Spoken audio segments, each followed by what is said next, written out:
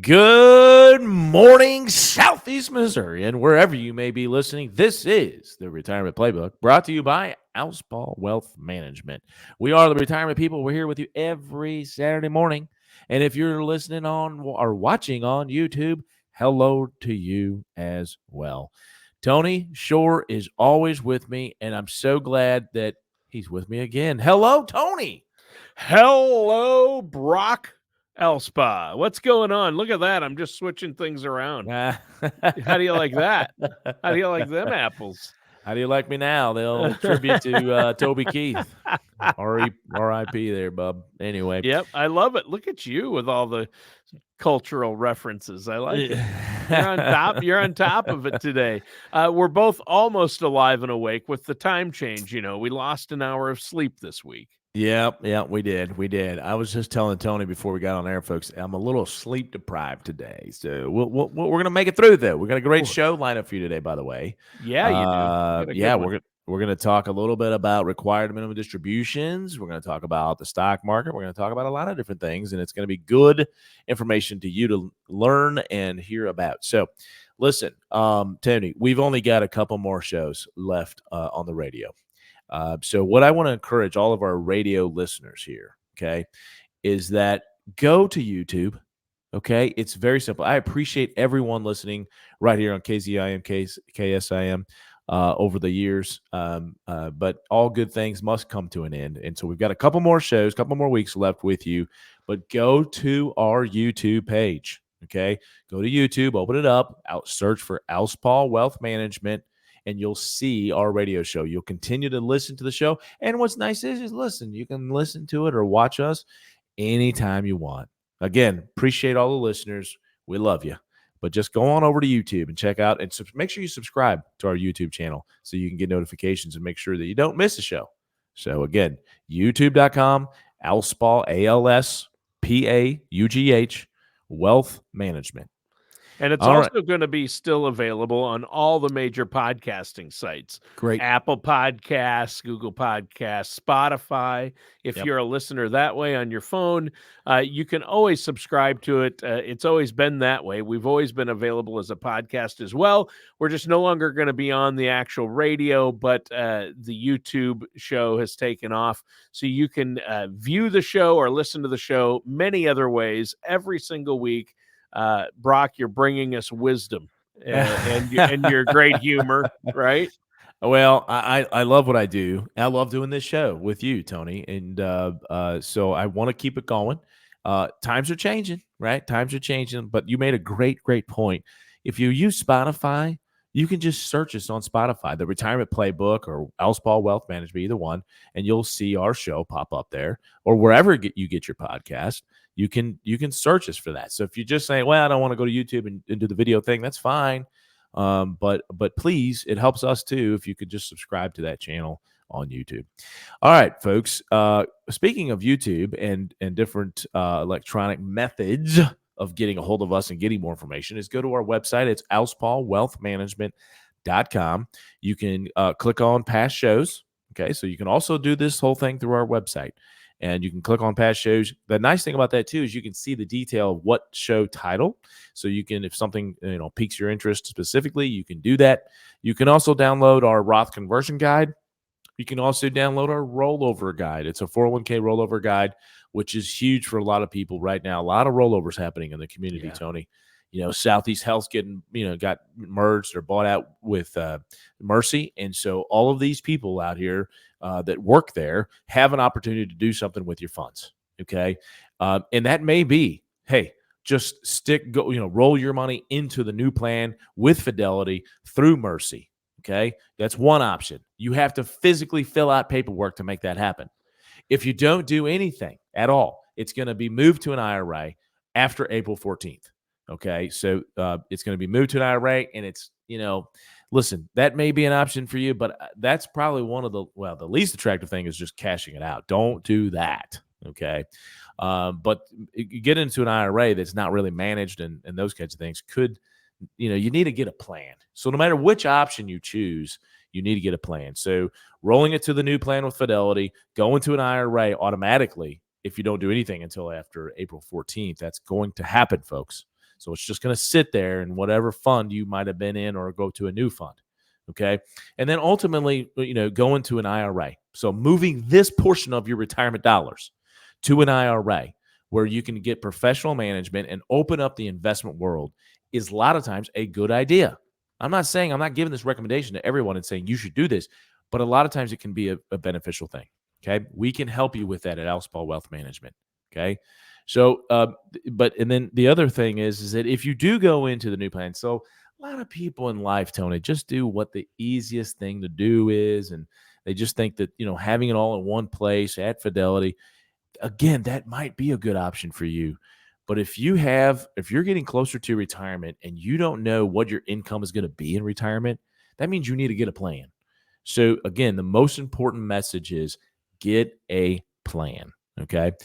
So anyway, that's on the website. There's lots of great information. It's Alspaugh Wealth Management. You can request an appointment with me.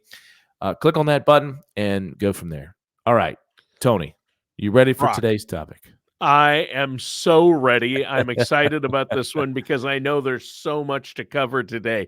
There's so much going on out there in the financial world, especially when it comes to planning for your retirement. And I know you mentioned required minimum distributions at the beginning of the show. The markets, it's a crazy time. Inflation actually ticked up a little bit, didn't it? It did. It's still, very manageable level under 4%, but 3.2 is where it's at. Right. So, I mean, it's, long term, we'd like to see inflation, at 2.5%, right? I mean, that's kind of the healthy mark of where it has been historically.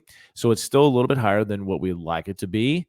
I don't think because of that, I don't think you're going to see Jerome Powell and the Federal Reserve lower rates. That was kind of the message late last year and early this year is that, hey, there could be some rate reductions this year if we continue to see improvement in inflation. And so we haven't seen improvement. Actually went the other way just slightly. But 3.2 still not bad, but it is not going to be something that will cause them to lower rates. So if you're kind of holding out on, getting a loan and doing mortgages or that kind of thing, I don't think, and anything could happen, folks. I don't know that a rate reduction is probably, and you can hear that in the language too, by the way, of what's happening and what they're saying, that what they potentially could do. I know there's a lot of ifs there, but they're backing off of the whole 3 rate cuts for this year for sure. Okay. Right. Speaking of the stock market, Tony, so in 2023, we all know all of us enjoyed some really nice performance last year.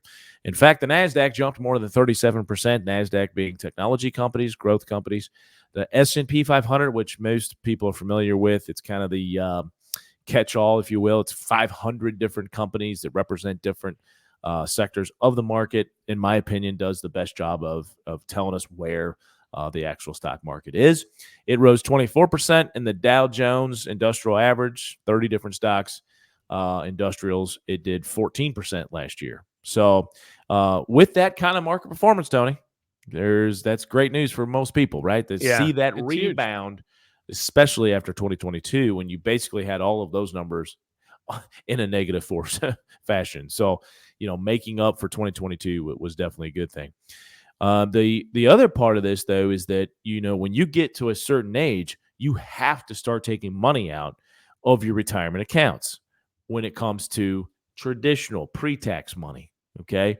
So when you reach age 72, 73, and even beyond, if you're older or if you're younger, you have to start taking money out. That's called a required minimum distribution.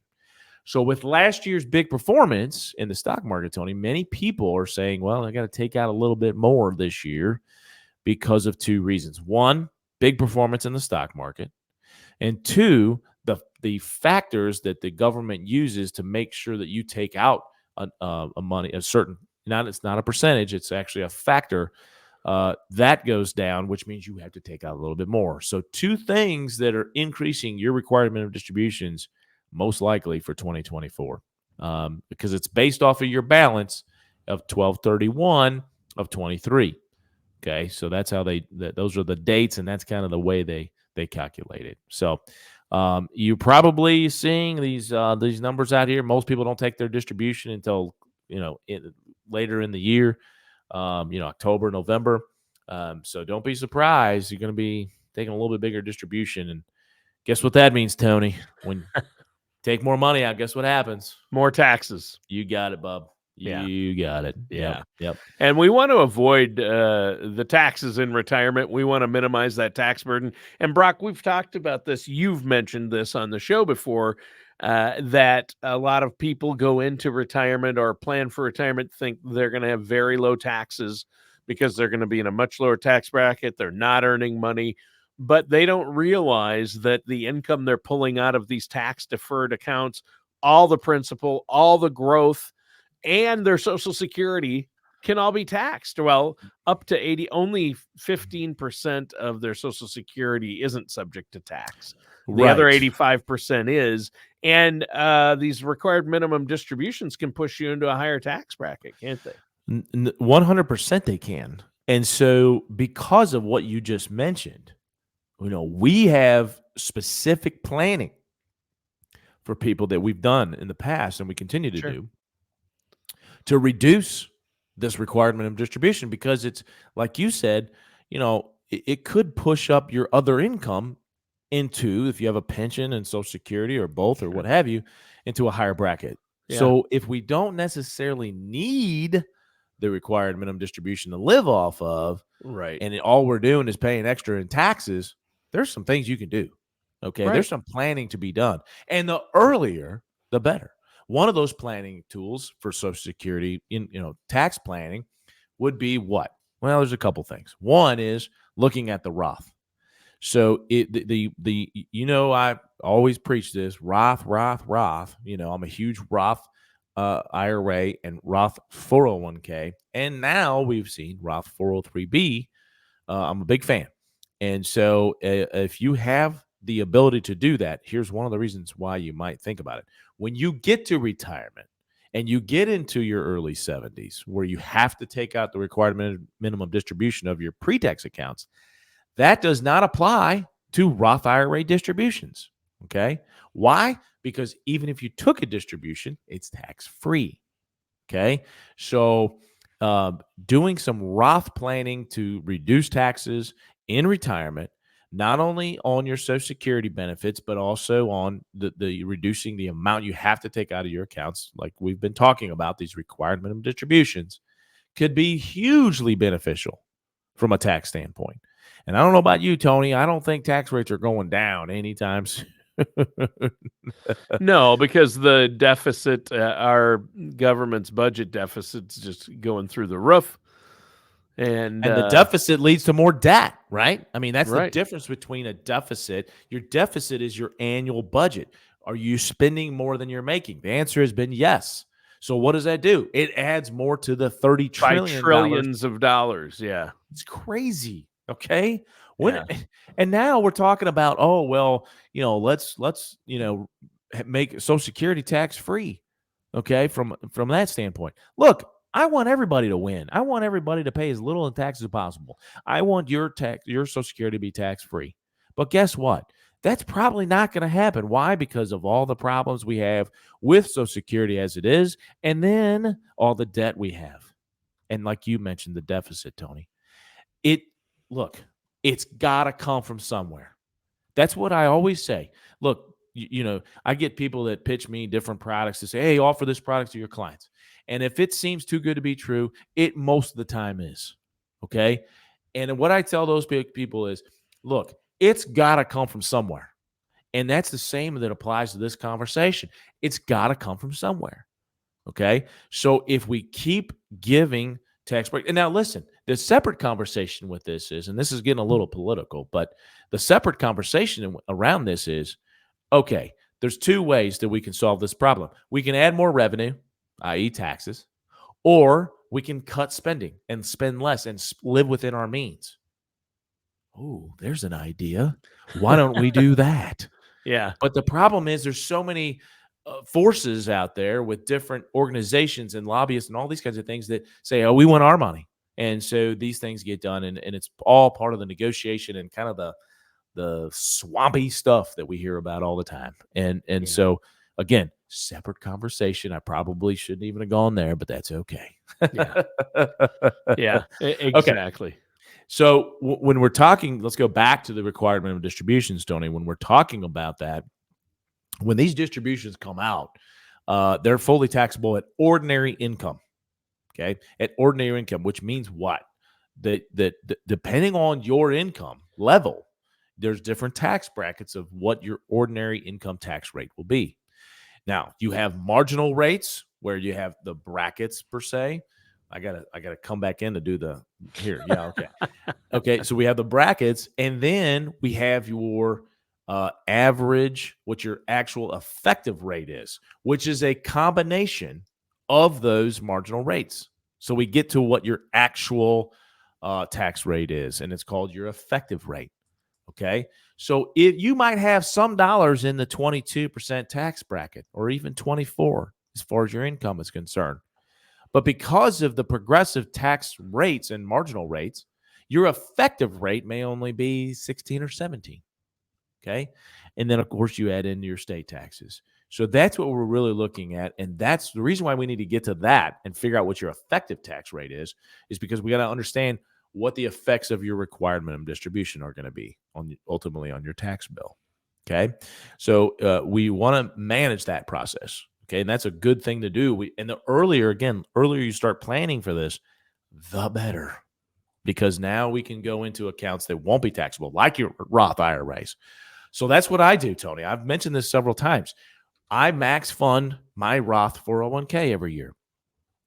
I then, on top of that, overfund a indexed universal life insurance policy. Why do I do that? Well, I need death benefit to cover if I die for my family to cover their living expenses. But if I can do that and build up cash value, okay, then I can use that cash value over in retirement and pay myself back, right? I can take income out of that cash value, and it's not taxable. So now all of a sudden I've got distributions coming from Roth IRAs and 401ks, and then I've got distributions coming from my life insurance policies, and then guess what? None of that income goes towards how much income is taxable on Social Security. So if you structure, if you really get into the weeds of this and structure this correctly, you can have a tax-free retirement. And that's what I plan on doing, Tony. That's my plan. And I want it to be everybody that can do that too. I want it to be their plan. So again, we use the word planning all the time, but it really is the cornerstone to having the tax-free retirement or a retirement that works for most people, right? And so we don't care what tax rates are. We know that after next year, they're going to increase. The 2017 Jobs and Tax Cut Act, guess what? It's going away. It's done. So these tax rates that have been lower for the last several years are going to go back up a little bit. Okay. They're probably not as drastically as far as the increase on those. It's probably not as drastic as maybe some people are making out to be, 2 or 3 percentage points per rate. So, it's manageable, but it's still higher, right? So if you can take advantage of lower tax rates, you should do that. All right. So going back, by the way, just a little history, Tony. Yeah. The required minimum distribution rules, these withdrawal rules, can you take a guess of what decade they were created? The RMD? Yeah. Which stands for really massive donut. When was that created? I'm sorry. Required minimum distributions, not really massive donut. I am going to say RMDs didn't come about until the 80s. Okay, very close. It's actually the best decade of all, which is the decade that I was born in, which is the 70s. Yay! The 70s. Yay! Yeah. So the government basically said, hey, we haven't collected a dime in taxes on this income because people put this money in pre-tax. They left it in there and deferred it for so many years. They are in retirement now, and no one has ever paid taxes on this money.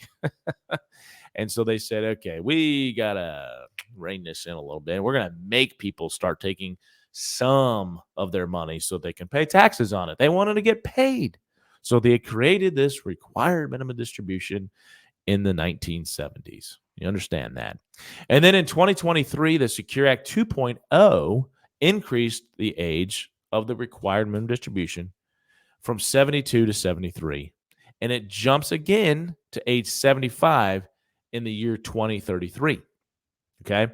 So it continues to get older or, increased in age because Sure. people are living longer, right? And so you don't want to force people to take out a little too early. By the way, before the 2.0, we had just the Secure Act, Tony. And thank goodness that we went from 70 and a half age of when the required minimum distribution started. Yeah, it was 70 and a half for multiple years. And then with the Secure Act, I believe that was in 2018 or 19, they moved it to 72. And now it's, again, since been moved to 73, and we'll jump to 75. But I mean, what a crazy age. 59 and a half is the age you can touch your money. And then 70 and a half. I mean, what are we doing with these half years? Yeah. I mean, when we're little kids, we want to celebrate half birthdays. I remember that, but we're not 5 years old anymore. I don't understand. Is the IRS run by 5-year-olds that they think that we celebrate half years? It's like when you turn 59 and a half, no, I'm either 59 or 60. Ages don't work that way unless you're 5 years old. Can someone the please IRS. explain that to the IRS? And they just want to complicate the math trying to figure it out. It's like, how can we work a fraction into this? I mean, honestly, it's like they couldn't, it was just some compromise. Somebody demanded 60, and then half the room said, no, it's got to be 59. And so, well, we'll compromise. We'll come up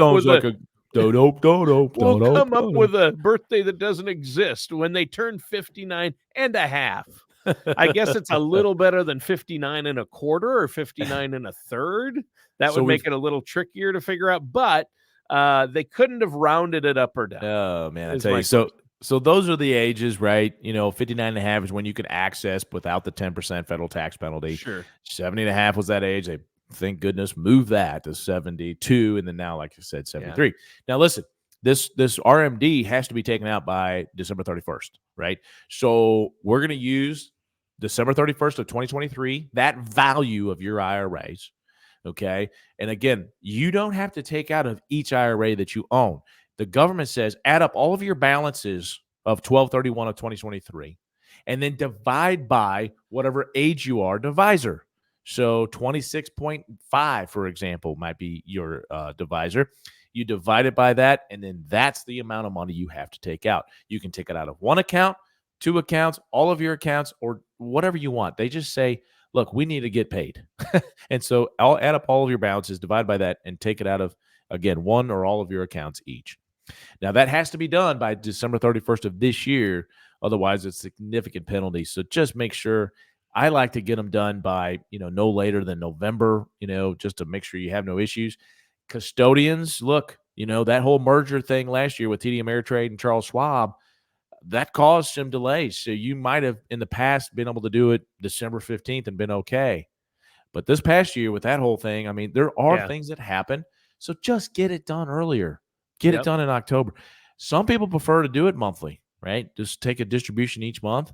But most people, at least in my experience, Tony, do it once a year, and it's usually done in November. So there you go. There you go. Well, you know what? We're out of time for today's show, Brock. It flew by. I could keep going. Well, once we're not restricted by the radio timeline, starting here in a week or two, people won't be able to hear us on the radio, but they can see us on YouTube. They can see the show there or listen on any of the major podcasting sites, and we'll be able to go as long as we want. So yeah, there you go. Yeah. Okay. Until I cut you off. Yeah. But tell us how they can get a hold of you. Yep. So folks, go to our website. It's alspaughwealthmanagement.com. That's by far the best way. And by the way, you can request an appointment with me. There's a button at the top, request a complimentary meeting. Hit that button, fill out your information. We'll give you a call and schedule a meeting. Okay. That's the website. You can also give us a call at 573-332-7855 if you just want to have a general conversation about what you're doing. and see if there's anything that we could do as far as giving you advice or even moving forward and getting a full financial plan. So give us a call at 573-332-7855. All right, sounds great. And that does it for today's episode of the Retirement Playbook with Brock Alspaugh.